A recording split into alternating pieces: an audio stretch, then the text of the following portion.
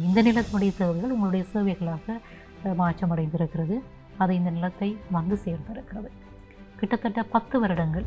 ஒரு வருஷத்துக்கு கிட்டத்தட்ட 3000 பிள்ளைகள் பிறக்கிறாங்க இதய நோயோடு. எல்லாருமே சீரியஸ் இல்லை, ஏதோ ஒரு குறைபாட்டோட இதயத்தில் பிறக்கிறாங்க. எங்களுடைய சமூகம் அங்கே சென்று கொண்டு இருக்கிறது என்றெல்லாம் சில கேள்விகள் எழுப்பப்படுகின்றன. நாங்கள் சுயநலவாதிகளாக மாறிக்கொண்டு வருகிறோமா? பணத்திற்கு அதிகமான முன்னுரிமை கொடுக்கிறோமா? நாங்கள் 20 வருஷத்துக்கு முன்னம் பிள்ளை வளர்த்த விதமும் இப்போ பிள்ளை வளர்க்குற விதமும் டோட்டலி டிஃப்ரெண்ட். இங்கே வழங்கப்படுகின்ற இந்த சேவைகள், இந்த மக்களுக்கான இந்த சேவைகளை நீங்கள் எந்த அளவிலே வைத்து பார்க்கிறீர்கள், எப்படி புரிந்து கொள்ளுகிறீர்கள்? நீங்கள் வாழுகிற நாட்டோடு ஒப்பிடுகிறப்போ பிள்ளைகளுக்கு இந்த காலத்தில் எவ்வளோ பேருக்கு மகாபாரதம் தெரியும், எத்தனை பேருக்கு ராமாயணம் தெரியும், எத்தனை பேருக்கு இது திருக்குறள் தெரியும், ரைட்?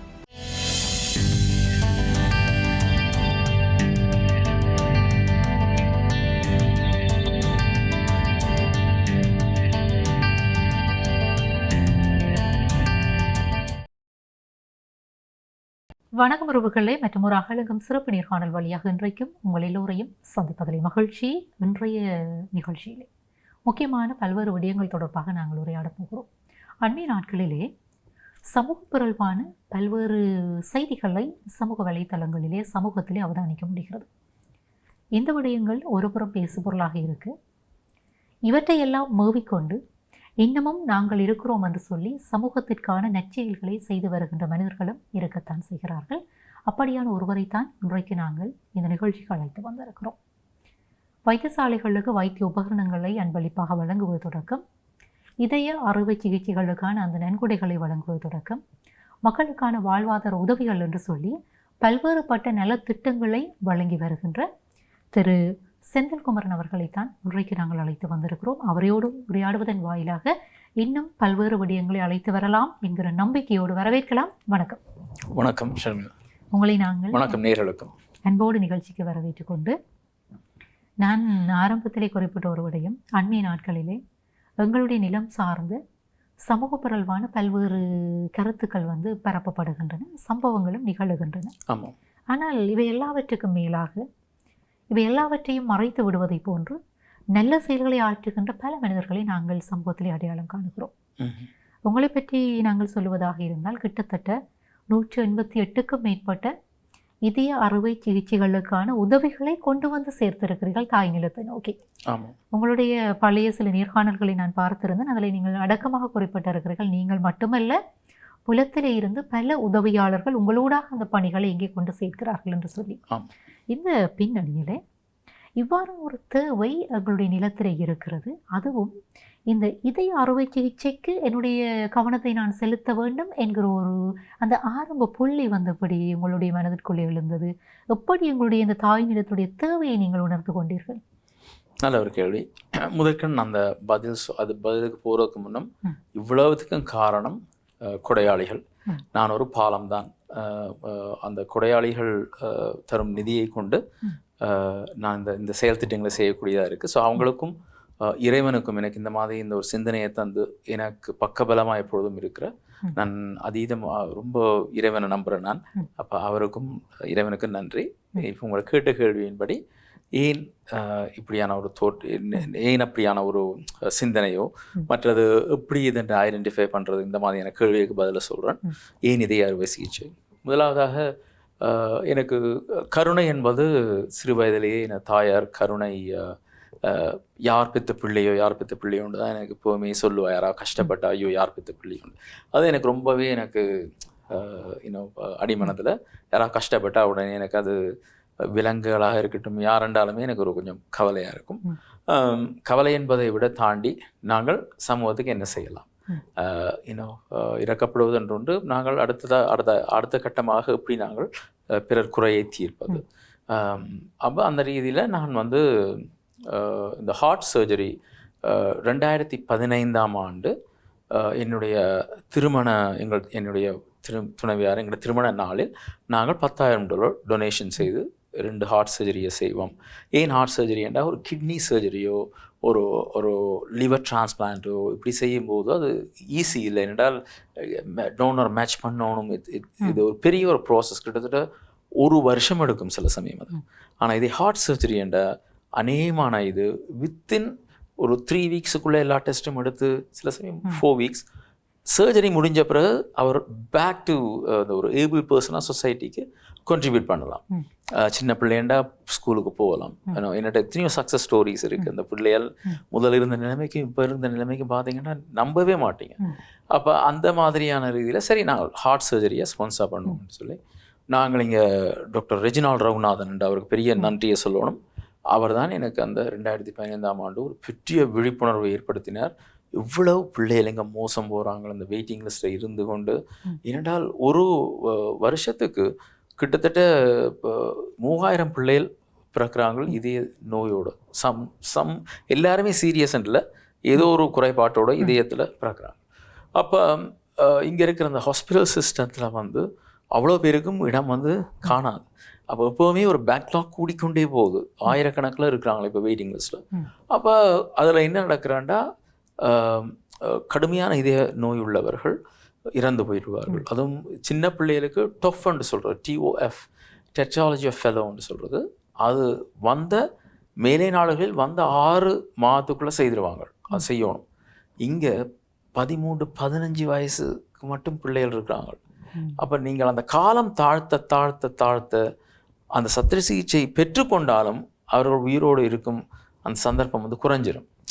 அப்போ அதனால் நாங்கள் டிசைட் பண்ணோம், சரி இவர் இவ்வளோ இன்ஃபர்மேஷனை சொல்கிறபடியா நாங்கள் ஏன் எனக்கு எப்போவுமே அதுக்கு முன்னம் நான் ரொம்ப காலமாக ஹெல்ப் பண்ணி கொண்டு தான் இருந்தேன். நான் தனிப்பட்ட முறையில் சில நிறுவனங்கள் கூடாக அப்புறம் நாங்களாகவே செய்வோம். அப்போ நானும் துணைவியாரும் டிசைட் பண்ணோம். நாங்கள் செலவுகளை முழுக்க நாங்கள் பொறுத்து கொண்டு, நான் ஒரு பாடகன், அந்த ரீதியில் பாடி அங்கே நிகழ்வுகளை வைத்து நிதிகளை சேர்த்து 100% கணக்குகளை காட்டி முகப்பக்கத்தில் நாங்கள் மக்களுக்கு அறிய தந்து யார் யாருக்கு சர்ஜரி செய்தது, எவ்வளோ நிதி, இதுக்கு ஹாஸ்பிட்டல் பில் எவ்வளோ முடிஞ்சது எல்லாத்தையும் அறிய தந்து செய்யும்போது எங்களோட மக்கள் கட்டாயம் ஹெல்ப் பண்ணுவாங்கன்னு எனக்கு தெரியும். என்னடா அவ்வளவு புலம்பெயர் உறவுகள் இல்லை என்றால் இன்றைய தாயத்தில் எத்தனையோ பேர் வந்து உயிரோடு இருக்க மாட்டாங்க. என்னடா அவ்வளவு பேர் என் மூலமாண்டு மட்டும் இல்லை, தனிப்பட்ட ரீதியில் வேறு நிறுவனங்கள் ஊடாக நம்ப முடியாத அளவுக்கு ஹெல்ப் பண்ணுறாங்க. உண்மையாக அவங்க எல்லோருக்கும் இந்த நேரத்தில் நான் நன்றியை தெரிவிக்க கடமைப்பட்டிருக்கேன். அவங்க எல்லோருக்கும் ஆண்டவன் நிச்சயமாக நல்ல ஒரு இது வாழ்க்கையை அடுத்த ஜென்மத்தை கொடுப்பார். அந்த ரீதியில் நாங்கள் வந்து எங்களோட ஹார்ட் சர்ஜரிக்கு தொடர்ச்சியாக நான் செய்வோம்னு டிசைட் பண்ணி நான் இங்கே வந்தேன். 2016 வந்து எல்லா கார்டியாலஜிஸ்ட் எல்லாரையும் நான் சந்தித்து இதய நோய் நிபுணர்களை என்னை பற்றி விளங்கப்படுத்தி நான் வந்து நாங்கள் பிஸ்னஸ் வச்சுருக்கிறேன், எனக்கு இது தொழிலாக நீங்கள் நான் இது செய்யலை, ஒரு பேஷனாக செய்கிறேன், நீங்கள் வந்து இதுக்கு ஹெல்ப் பண்ணிங்கன்னா எல்லா தரவுகளும் நீங்கள் ஃபேஸ்புக்கில் பார்க்கலாம், வெரி டிரான்ஸ்பரண்ட்டாக இருக்கும்னா அவங்களுக்கு நம்பிக்கை வந்தது. சரி என்னடா இதை வச்சு இவர் உழைப்பாரோ அப்படின்லாம் முதல்ல கொஞ்சம் பயப்பட்டாங்க. அப்புறம் எங்களோட அந்த இதை பார்த்துட்டு டாக்டர் லக்ஷ்மன், அவர் தான் சீனியர் கார்டியாலஜிஸ்ட் ஜெஃப்னா ஹாஸ்பிட்டலில். அவர் ஒரு இங்கே மக்களுக்கு தெரியும் நார்தர்ன் ப்ரோவின்ஸில் அவர் ஒரு பிதாமகன் மாதிரி. அவர் எல்லோரும் சீனியர் ரொம்ப மதிப்பாங்க. என்னென்னா அவர் அவ்வளவுக்கு டெடிகேட் பண்ணி போர் சூழலில் கூட இந்த மக்களை காப்பாற்றியிருக்கிறார். டாக்டர் குருபரன் இங்கே இருக்கிறார், மற்றது டாக்டர் ஜெரால், டாக்டர் ஜெயகாந்தன், இப்படி பல நல்ல கார்டியாலஜிஸ்ட். பெட்டிகலோவில் டாக்டர் அருள்நிதி, மற்றது child specialist doctor Reginald Raghunathan, நான் உங்களுக்கு முதலே சொன்னேன். இவையெல்லாம் எனக்கு நான் கேட்டேன்னா நீங்கள் அவசரமாண்டா இந்த பிள்ளை உயர்த்தரப்ப போகுது, இல்லைன்னா யங் அடல்ட்ஸ், நாங்கள் சின்ன பிள்ளைகளுக்கு மட்டும் இல்லை சிறு பிள்ளைகளுடைய தாய் தந்தையர், ஏன்னா அந்த அந்த தாயோ தந்தையோ அந்த பிள்ளை இழக்கும்போது அந்த மற்ற தாய்க்கோ இல்லை தந்தைக்கோ பெரிய சுமையாக போயிடும், ஏன்னா அந்த பிள்ளைகளை வளர்க்குறது. அப்போ அவையிலையும் நாங்கள் காப்பாற்றணும். அப்போ அந்த ரீதியில் நாங்கள் அவையில் கேட்டது என்னென்னா, இப்படியான ஆக்களை மரணத்தின் தருவாயில் ரெண்டு இல்லாமல் மோசமாக போய் கொண்டிருக்கும் போது எனக்கு தாங்கும், நான் எடுத்து லங்கா ஹாஸ்பிட்டலுக்கோ இல்லை வேறு இந்த தனிப்பட்ட மருத்துவமனையில் கொண்டு போய் நாங்கள் சர்ஜரி செய்து உயிர் காப்பாற்றுறோம். அந்த ரீதியில் தான் தொடங்கினது. நான் அந்த நேரத்தில் இலங்கையில் உள்ள பல சர்ஜன்ஸுக்கு நான் வந்து இமெயில் அனுப்பி என்னுடைய இதெல்லாம் சொல்லி எப்படி நான் இவைகளுக்கு விளங்கப்படுத்தினோ அப்படி செய்து, நீங்கள் தயவு செய்து வருஷத்துக்கு ஒரு 3 சர்ஜரியை இலவசமாக தர முடியுமா? என்னுடைய தேடல் எப்போவுமே தொடர்ச்சியாக இருக்கும். அப்போ உடனே டாக்டர் காந்திஜி என்று சொல்லிட்டு, அவர் சுன்னாத்தை சேர்ந்தவர் தான், அவருடைய பேர் காந்திஜி. அவர் வந்து உடனடியாக தன்னுடைய டீமே இதுக்கு வாலண்டியர் பண்ணுவாங்கன்னு சொல்லி அண்டையிலேருந்து இன்றைக்கு மட்டும் அவர் கிட்டத்தட்ட அவர் மட்டுமே இந்த என்னுடைய 188 அடல்ட் சர்ஜரிஸ் கிட்டத்தட்ட நினைக்கிற ஒரு 85 இப்போ அவ்வளவுத்தையும் இலவசமாக செய்தவர், ஒரு சதம் வாங்காம. அதாவது குறித்த வைத்தியரும் இலவசமாக அந்த சத்திர சிகிச்சை நிபுணர் செய்திருக்கிறார். சத்திர சிகிச்சை நிபுணர் டாக்டர் காந்திஜி, டாக்டர் லுஷாந்தா மற்ற அவங்களோட 16 பேர் கொண்ட அந்த குழு முழுவதும் ஒரு சதம் வாங்காமல் செய்கிறாங்க. அப்போ அது ஒரு மிகப்பெரிய ஒரு இது. ஸோ இதனால தான் அந்த ஹார்ட் சர்ஜரியை தொடர்ச்சியாக நான் செய்து இப்போ 188க்கு வந்திருக்கிறீர்கள். உங்களுடைய இந்த சேவைகள் அல்லது தேவைகள் என்று கூட நாங்கள் குறிப்பிட்டுக் கொள்ளலாம். இந்த நிலத்தினுடைய தேவைகள் உங்களுடைய சேவைகளாக மாற்றமடைந்திருக்கிறது. அது இந்த நிலத்தை வந்து சேர்ந்திருக்கிறது. கிட்டத்தட்ட 10 வருடங்கள் இந்த நீங்கள் குறிப்பிட்ட இந்த ஆண்டிலிருந்து நான் கணக்கெடுத்து பார்க்கிற போது சுமார் 10 வருடங்களாக இந்த பணியிலே நீங்கள் இணைந்திருக்கிறீர்கள். பல அனுபவங்களை சந்தித்திருப்பீர்கள். மனதுக்கு நெருடலான அனுபவங்கள் இருக்கும், சில சங்கடமான பல அனுபவங்களை நீங்கள் சந்தித்திருப்பீர்கள். அவற்றை பகிர்ந்து கொள்ள முடியுமா? நிச்சயமா. நான் இது இறைவன் எங்களுக்கு மேலே இருக்க சக்தியை நான் ரொம்ப நம்புகிறேன். நான் 2018ஆம் ஆண்டு இந்தியாவிலிருந்து ஒரு ஆதியல் முகாமில் தாரிகா என்ற பிள்ளையின் தாயார் என்னை தொடர்பு கொண்டார். அண்ணா, என்னுடைய பிள்ளை சரியான கடும் இதில் கஷ்டப்படுறா, நீங்கள் காப்பாற்றணும், ஏதோ எனக்கு ஒரு வழி இல்லை, ஹஸ்பண்ட் விட்டுட்டு போயிட்டார். அந்த பிள்ளை இந்த படத்தெல்லாம் அனுப்பியிருந்த ரொம்ப கவலையாக இருந்த பார்க்க, ரொம்ப அழகான க்யூட்டான பிள்ளை. நான் உடனடியாக அந்த நேரத்தில் டாக்டர் பிரசாத் அண்டு ஒருத்தரை நான் அரேஞ்ச் பண்ணி, அவர் சர்ஜன், அவர்கிட்ட வேலை அனுப்பினேன். நான் பணமும் கொஞ்சம் அனுப்பி அவரை போய் சந்திங்க, எல்லா டெஸ்ட்டும் செய்யுங்க. அப்போ டாக்டர் பிரசாத் சொல்லிட்டார், இந்த மாதிரி 50% சான்ஸ் சர்ஜரி நடக்கும்போது இந்த பிள்ளை தவறக்கூடிய சான்ஸ் இருக்குண்டு. அப்போ நான் அதை சொல்லும்போது எனக்கு ரொம்ப கஷ்டமாக இருந்தது. இந்த தாய்க்கு நான் மழுப்பியெல்லாம் சொல்கிறேன், இந்த மாதிரி கொஞ்சம் இப்படின்னோடனே சொல்லுங்கண்ணான்னு சொல்லி நான் பிற சொல்ல அவள் அழுதான் எனக்கு இன்னும் இந்த காதில் ஒலிக்குது. இல்லைண்ணா அவள் இருக்கிற மட்டும் என்னோட இருக்கட்டும்னு சொல்லி எனக்கு ரொம்ப கஷ்டமாக போயிட்டு, சரி தங்கச்சி பரவாயில்லைன்ட்டு. அப்புறம் கோவிட் நேரத்தில் ஒருக்கா என்னை தொடர்பு கொண்டா, ஆனால் கொஞ்சம் கஷ்டமாக இருக்குது, இங்கே லேஸில் அப்படி கேட்குற ஆள் இல்லை. அப்போ நான் உடனே பணம் அனுப்பினேன். நான் அதுக்கு பிறகு எப்போவுமே இந்த வாழ்த்து செய்தி போடுவா நியூ இயருக்கு, டச்சில் இருந்த நாங்கள். திடீரென்று சென்ற பிப்ரவரி, அதாவது 2025 பிப்ரவரி எனக்கு கால் பண்ணி, இந்த மாதிரி அண்ணா தாரிகா மயங்கி விழுகிறா. அப்போ இப்போ கிட்டத்தட்ட பிள்ளைக்கு 12 வயசு, 6 வருடம் ஓடிட்டுது. அப்போ ஸ்டார்ட்ல இருந்து அப்போ நான் கடிஞ்சு கொண்டேன். தங்கச்சி நான் சொன்னேன், நான் தானே தங்கச்சி, அவள் எனக்கு விளங்கிட்டு, நீளமாக உடம்பு மாறுது, நகங்கள் நீளமாக வருதுன்னா மயங்கி விழுகிறா, ஸ்கூலுக்கு போய் அடிக்கடி என்னன்னா அதுதான் அந்த இறுதி கட்டம். அப்போ நான் சொல்கிறேன், தங்கச்சி நான் கடிஞ்சு கொண்டேன், நீங்கள் இந்த சர்ஜரியை செய்யலாமே, ஏன் இப்படி 50% சான்ஸ் எடுங்க எப்படின்னான்னு சொல்லி ஒரே அழுக தொடங்கிட்டா. இப்போ பாருங்க, டாக்டர் சுரேந்திரகுமாரன், அதாவது ஜஃப்னா மெடிக்கல் ஃபேக்கல்ட்டின டீன், இவர் என்னுடைய எம்ஜிஆர் நிகழ்ச்சிக்கு ஒருக்கா வந்திருக்கிறார். அவர் திடீரென்று என்ன, நான் அவரை தொடர்பு கொள்ளவே இல்லை. அதுக்கு பிறகு கொஞ்ச நாள் கிட்டத்தட்ட 1 வருஷத்துக்கு மேலே அவரோட நான் கதைக்கவே இல்லை. திடீரென்று ஒரு நாள் எனக்கு வாட்ஸ்அப்பில் ஒரு குரூப் ஒன்றை ஃபோன் பண்ணி என்னை லிங்க் பண்ணுறார்.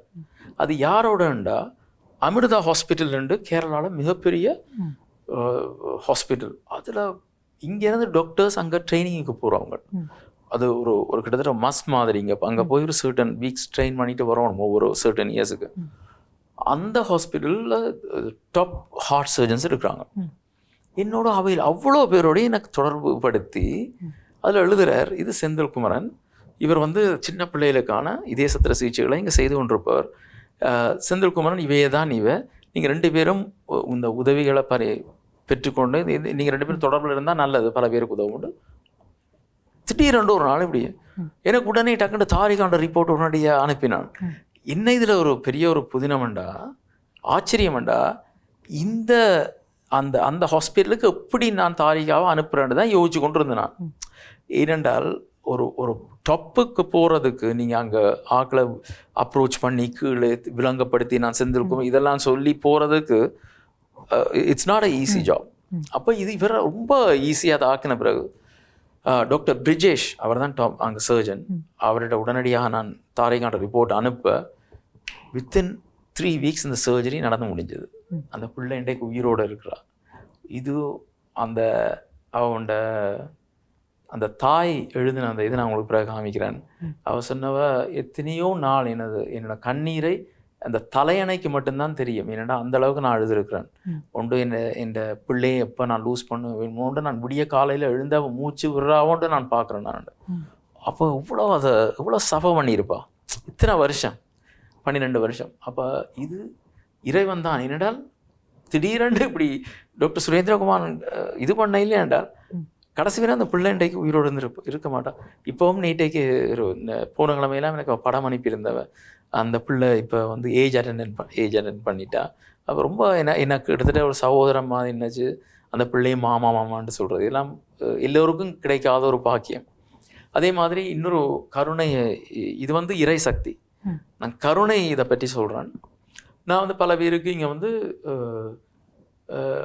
ஒரு பெண்மணி என்னை தொடர்பு கொண்டார். தனது கணவர் முன்னாள் போராளி.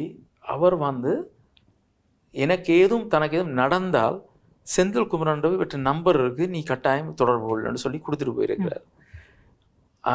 அப்போ அவள் எடுத்து சொல்கிறா, இந்த மாதிரி அண்ணா எனக்கு இந்த பிள்ளையில வளர்க்குறது ரொம்ப கஷ்டமாக இருக்குது, படிப்புக்கு நீ கல்விக்கு உதவி செய்வீங்களா அண்டு. அதே சமயம் கனடா கந்தசாமி ஆலயம் அதை பற்றி நான் பிறகு சொல்கிறேன். அந்த ஆலயத்தில் இருக்கும் வைத்தீஸ்வரன் என்ற நபரை என்னை தொடர்பு கொண்டு எனக்கு சொல்லியிருந்தார், யாருக்கும் படிப்புக்கு நான் உதவி செய்ய தயாராக இருக்கிறேன். அப்போ தான் நான் உடனே சந்தோஷத்தை சொன்னேன், சரி தங்கச்சி, நான் உங்களை முதல்ல அசஸ்மெண்ட் செய்வோம். வீட்டுக்கு நான் போய் உங்களை அனுப்பி நான் என்ன உங்களோட நிலைமை என்ன, உங்களோட இந்த ஜிஎஸ் ஆஃபீஸில் கதைச்சி என்ன மாதிரியெல்லாம் விசாரித்த பிறகு கட்டாயமாக இந்த படிப்புக்கான செலவை நான் தரேன். இப்போ நான் ஒரு $100 மாதம்ண்டா ஓகேயா இருக்குன்னு நினைக்கிறேன். ஐயோ அண்ணா, எனக்கு $100 வேணாம், எனக்கு நீங்கள் அவள் கணக்கை சொன்னவ $100 இவ்வளோ வரும்னு கேட்டப்போ நான் சொன்னேன், ரஃப்லி ஒரு 23,000 25,000 வரும்னா. இல்லைண்ணா, எனக்கு அதில் 3/4 வாசியை தாங்கோ, 1/4 வாசியை இன்னொரு பிள்ளை ஒரு ஆள் கஷ்டப்படுறா தாய், அவருக்கு கொடுங்கோண்டு. இவ்வளோ ஒரு மனோநிலை, இப்படி எவ்வளோ பேருக்கு அந்த மெச்சூரிட்டி இருக்கும். அப்போ நான் சரி என்று சொல்லிட்டு அவ சொன்ன மற்றவருக்கும் அந்த பகிர்ந்து 2 பேருக்கு இப்போ தொடர்ந்து போய்கொண்டிருக்கு.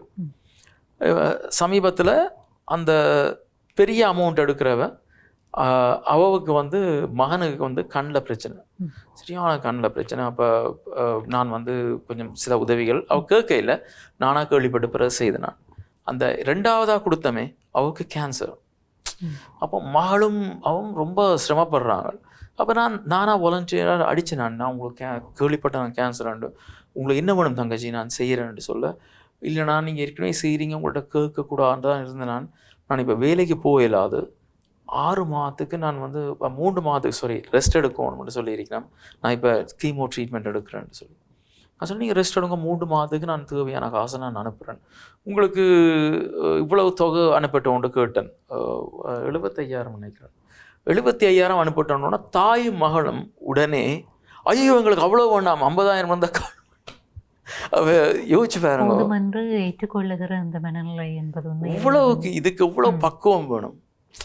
அப்போ நான் மனதுக்குள்ளே யோசிச்சேன், நானும் இப்படித்தான் நாங்களும் லெசனை லேர்ன் பண்ணி நாங்கள் வந்து கற்றது கைமண் அளவு கல்லாது உலகளவு. அப்போ இந்த மாதிரியான பல நிகழ்ச்சியான சம்பவங்கள். இன்னொன்று நான் சொல்லணும்னா தானம் கொடுக்குறத பற்றி இந்த நேரத்தை சொல்கிறேன். நான் ரொம்ப கொடுத்து வச்சேன். நான் என்னென்றால் நான் எனக்கு என்று மட்டும் எனக்கு என் ஃபேமிலி என்று மட்டும் வாழாமல் நாங்கள் வாழ்கிற அதே நேரத்தில் பிறரையும் வாழ வச்சு அழகு பார்க்கணுமென்று நான் மட்டும் இல்லை, எத்தனையோ நல்ல உள்ளங்களை நான் சந்திக்கும் பாக்கியம் பெற்றவன். இவங்களெல்லாம் நான் கடவுளை காண்றேன். நான் இப்படி எல்லார்ட்டையும் தான் கடவுளை காண்றேன். நான் அப்படியான எத்தனையோ அனுபவங்கள். அதாவது நான் நிவாரண அமைப்பிற்கு மிகப்பெரிய ஒரு டோனர் வந்து குவாலிட்டி பேக்கரி என இங்கே வெதுப்பாக வச்சிருக்கிற திரு ஃப்ரான்சிஸ் அந்தோணி பிள்ளை என்று. அவர் வந்து தவறாமல் மாதம் $1,000 அந்த செக்கே முதலே தந்துடுவார், 12 செக் வருஷத்துக்கு முதலே. அதை விட $7,000 ஒரு சர்ஜரிக்கு முடிகிறது 7,000. அதை எம்ஜிஆர்ட்ட நிகழ்வுகளின் போது வழங்குவார். அதை விட எம்ஜிஆர் நிகழ்ச்சிகள் இசை நிகழ்ச்சிகள்லாம் செய்யும்போது அந்த சிற்றுண்டிகள் அவ்வளோத்தையும் தானமாக தந்து அதில் ஒரு $3000-4000 எங்களுக்கு அதுலேயும் வரும். கிட்டத்தட்ட $22,000-23,000 வருஷத்துக்கு கொடுக்குறது. அங்கே பார்த்தீங்கன்னா கனடாவில் வருஷ சம்பளமே சில பேருக்கு 50,000, 35,000, 40,000 தான். இவர் 23,000, 24,000 கொடுக்குறவர். இவர் வந்து கோவிட் நேரத்தில் எனக்கு கால் பண்ணுறார். நான் கால் டிஸ்பிளே பார்க்குறேன், குவாலிட்டி பேக்கரி ஃப்ரான்சிஸ் அண்ணாண்டு வருது. நான் உடனே மனதில் யோசிச்சேன், இவர் வந்து கோவிட் நேரத்தில் கடையெல்லாம் கொரோனா நேரத்தில் பூட்டிட்டாங்க, அந்த செக்குகளை போட வேணாம்னு சொல்ல போகிறார். சரி கட்டாயமாக அது நல்ல ஆரம்பிவர், இல்லைண்டா போய்கொண்டே இருந்திருக்கும்ட்டு நான் ஃபோன் எடுக்கிறேன். அவர் சொல்கிறார், தம்பி நாங்கள் இந்த கனடாவில் எங்களோட அரசாங்கம் வந்து கைவிடாது, நீங்கள் வந்து தாயகத்தில் எவ்வளோ கஷ்டப்படுவீனமோ தெரியாது, உங்களுக்கு தெரியுதுன்னா வைக்கலாம், அந்த அந்த பாதுகாப்பு இல்லை, அந்த கவர்மெண்ட் வந்து தருமோ தெரியாது, இந்த அடுத்த கொஞ்ச நாளைக்கு 2,000 மாற்றுங்க, நான் கொடுக்குற 1000 2,000 மாற்றுங்கோண்டு இப்படி எவ்வளோ பேர் வந்து சொல்ல போகிறாங்க. அப்படி நான் எதுக்கு சொல்ல வரேன்னா, அப்படி கன பேர் இருக்கிறாங்க. உண்மையாக தான் அவங்களால தான் இப்படி நாங்கள் உரையாடுகிற போது பல்வேறு விடயங்களை உரையாட முடியும். அதை சொல்லுவார்கள், ஒரு சமூகத்திலே அல்லது ஒரு சம்பவம் நிகழுகிற போது அதில் இருக்கக்கூடிய நல்ல விடயங்களை எடுத்து நாங்கள் மென்மேலும் உரையாடுகிறப்போ அந்த நல்ல சொல்லுவார்கள் அந்த பாசிட்டிவ் பாய் அந்த விடயம் பரவிக்கொண்டே இருக்கும். அவ்வாறாக நாங்கள் நிகழ்த்த முடியும்.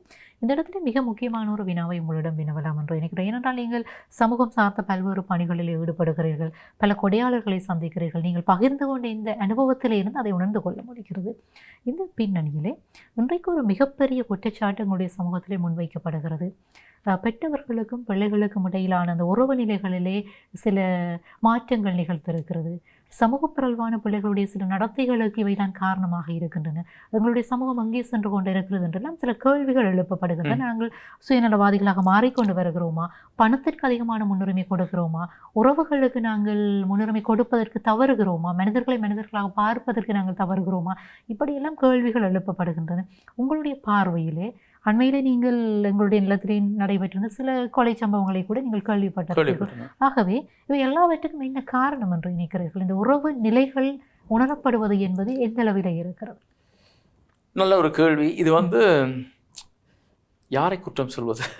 தொழில்நுட்பத்தை குற்றம் சொல்வதா? பெற்றோரை, என்னடா பெற்றோரும் ஃபோனோட தான் இருக்கிறோம். அப்போ நாங்கள் 20 வருஷத்துக்கு முன்னம் பிள்ளை வளர்த்த விதமும் இப்போ பிள்ளை வளர்க்குற விதமும் டோட்டலி டிஃப்ரெண்ட். மற்றது ட்ரக்ஸ், அந்த அவைலபிலிட்டி அந்த ட்ரக்ஸ் வந்து ரொம்ப ஈஸியாக போயிட்டுது. முதல்லலாம் அப்படி எப்பயோ யாரோ ஒருத்தர் எங்கேயோ இது பண்ணாங்கன்னு கேள்வி. இப்போ தெருக்கு தெரு ஈஸியாக கிடைக்கிற மாதிரி உலகெங்கும் இப்படி வந்துட்டுது. கனடாவில் கடையே போட்டு விற்கிறாங்க. அப்போ இவ்வளோ ஒரு கவலையான ஒரு இதனால தான் எங்களோட சமூகத்தில் வந்து பணம் என்றது வந்து நாங்கள் இந்த தாதகப்பன், குறிப்பாக இளம் பெற்றோர், நீங்கள் ரொம்ப கவனமாக இருக்கணும். என்னென்னா, உங்களோட மிகப்பெரிய ஒரு சொத்து உங்கள் பிள்ளைகள். அவங்க நல்லா வரணுமெண்டா உங்களோட டைம், எனர்ஜி எல்லாத்தையும் நீங்கள் கூட கமிட்மெண்ட் இல்லாமல், அதாவது கார் இப்போ ஒவ்வொன்றையும் நீங்கள் கமிட் பண்ண உங்களோட டைம் வந்து அதுக்கு நீங்கள் ஓடி உழைக்கணும். அப்படி ஓடி உழைக்கிற போது நீங்கள் உங்களோட டைம், உங்களோட பிள்ளைகளோட ஸ்பெண்ட் பண்ணுற டைம் வந்து குறையும். அந்த ரீதியில் எவ்வளோக்குள்ள நீங்கள் இப்போ இந்த பிள்ளைகளுக்கு உங்களோட பிள்ளைகள்கிட்ட நீங்கள் இன்வெஸ்ட் பண்ணி உங்களோட டைமை நீங்கள் நல்ல விஷயங்களை சொல்லி பாசிட்டிவ் வைப்ஸ், நீங்கள் சொன்னீங்களோ எங்களை சுற்றி எப்போவுமே ஒரு நல்ல ஒரு பாசிட்டிவ் வைப்ஸ், நல்ல ஆக்களோட கதைக்கணும், கொசிப் கூடாது. ஏன்னோ நான் நெகட்டிவ் எனர்ஜியான ஒரு இடத்துலையுமே இருக்கிறது இல்லை. யாரை பற்றியும் காய்ச்சா நான் மெல்ல மன்னாடி விடுறது, யாரும் என்கிட்ட ஒப்பீனியன் கேட்டாலும் நான் சொல்கிறது இல்லை. என்னென்றால் அது எங்களுக்கு எத்தனையோ நல்ல விஷயங்கள் இருக்கு உலகத்தில், எத்தனையோ அமேசிங் திங்ஸ் அது. அப்போ ஏன் அதை பற்றியான ஒரு இதுக்குள்ளே நாங்கள் போவோம்? அவரேஜாக இருக்கிறத விட நாங்கள் நல்ல விஷயங்களை செய்து பிறருக்கு அந்த மாதிரியான பிள்ளைகளை நீங்கள் கொண்டு செஞ்சீங்கன்னா இது எவ்வளோ குறையும்.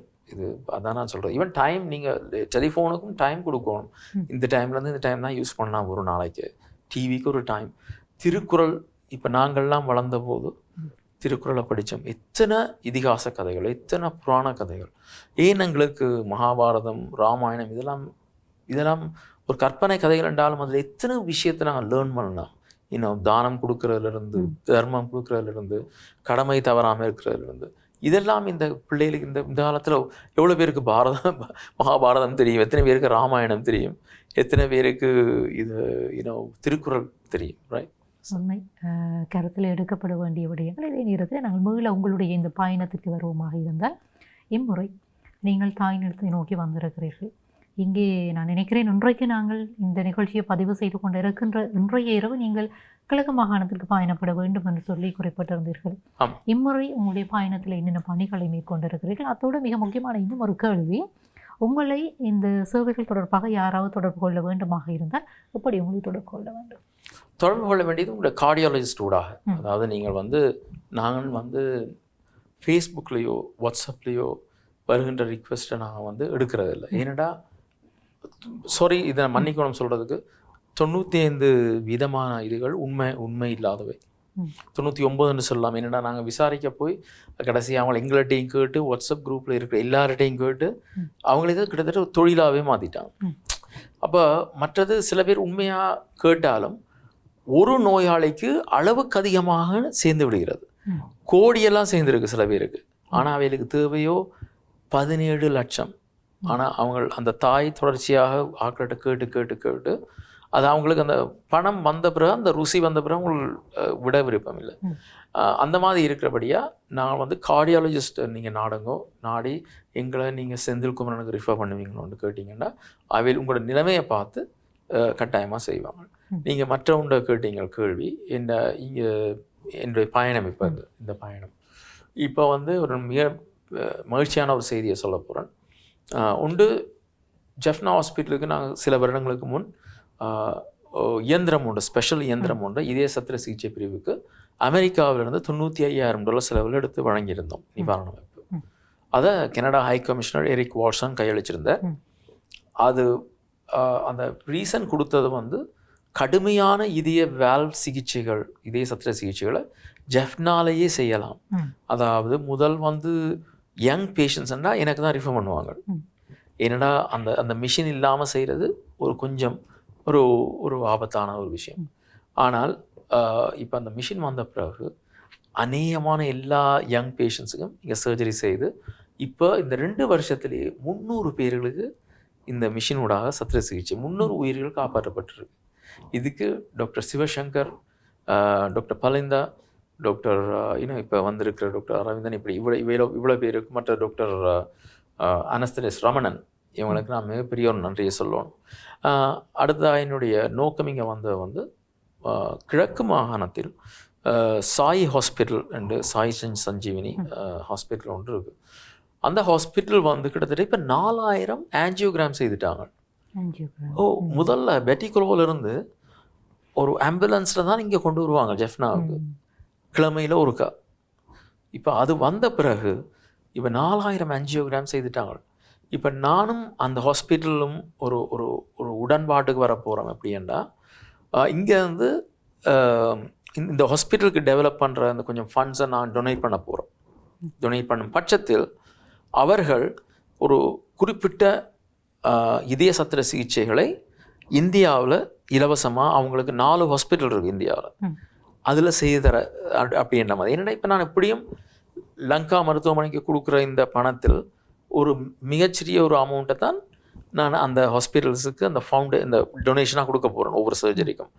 இது நான் மாற்றி யோசிக்கிறேன். எப்படின்னா ஒரு பக்கத்தாக இங்கே உயிர்களையும் காப்பாற்றி கொண்டு 25-50 ஒரே நேரத்தில் சத்திர சிகிச்சைகளை செய்கிறதுக்கான அடுத்த அதுக்கு தான் நான் உண்மையாக வந்தேன். எந்த அளவில் இருக்கிறது அந்த பணிகள்? விளங்கல. அதாவது உங்களுடைய இந்த வருகையினுடைய அந்த பணிகள் எந்த கட்டத்தில் இருக்கு? நல்லா போய் கொண்டிருக்கு. நான் அந்த போர்டு மெம்பர்ஸ் எல்லோரையும் நான் கிளம்பல மீட் பண்ணினான், பிரசிடெண்ட்டை மீட் பண்ணினான். அப்போ நாங்கள் இப்பொழுது அக்ரிமெண்ட் தயாரித்து கொண்டிருக்கிறோம். அது நல்லபடியாக முடியும் கட்டத்தில் நாங்கள் இந்தியாவுக்கு அனுப்பி பல உயிர்களை காப்பாற்ற போகிறோம். அதுவும் சில பிள்ளைகளுக்கு இங்கே சத்திர சிகிச்சை செய்ய முடியாத அந்த நிபுணத்துவம் காணாத அந்த இங்கே அங்கே கூடுதலாக தெரியாத இவ்வளோ அட்வான்ஸ்ட் அந்த மாதிரியான ஒரு கேசஸ் எல்லாம் கொண்டு போய் செய்கிற ஐடியா இருக்குது.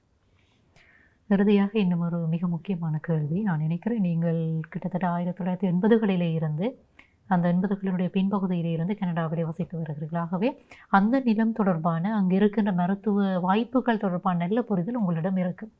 அங்கே இருக்கின்ற அந்த வசதி வாய்ப்புகளோடு ஒப்பிடுகிற போது அல்லது அங்கே வழங்கப்படுகின்ற அந்த சேவைகளோடு ஒப்பிடுகிற போது எங்களுடைய நிலத்திலே குறைந்தளவு வளங்கள், குறைந்தளவு மனித வளங்களை பயன்படுத்தி முடிந்த வரைக்கும் சேவைகளை வழங்குகின்ற ஒரு தன்மையை நாங்கள் அவதானிக்க முடிகிறது. நாங்கள் குறை சொல்ல முடியாது. யாழ் போதனா வைத்தியசாலையை நாங்கள் எடுத்துக்கொண்டோமாக இருந்தால் எங்களுடைய நிலத்திற்கு கிடைத்திருக்கின்ற ஒரு மிகப்பெரிய வளம். ஏனென்றால் எல்லோராலும் தனியார் மருத்துவமனைகளை நாடி சென்று விட முடியாது. அவ்வாறான ஒரு சந்தர்ப்பத்திலே சுமார் ஒரு நாளைக்கு நான் நினைக்கிறேன் 5000க்கும் மேற்பட்ட நோயாளர்கள் வந்து செல்லுகின்ற ஒரு நிலையமாக இருக்கிறது. அதே நேரத்தில் உங்களோட ஆரம்பத்தில் உரையாடுகிற போது ஒரு விடயத்தை குறிப்பிட்டிருந்தீர்கள். இந்த இதய சத்திர சிகிச்சைக்காக காத்திருக்கின்ற நோயாளர்களுடைய எண்ணிக்கை சுமார் 5000 தாண்டி இருக்கிறது. அந்த காத்திருப்பு இந்த எண்ணிக்கை தாண்டி இருக்கிறது.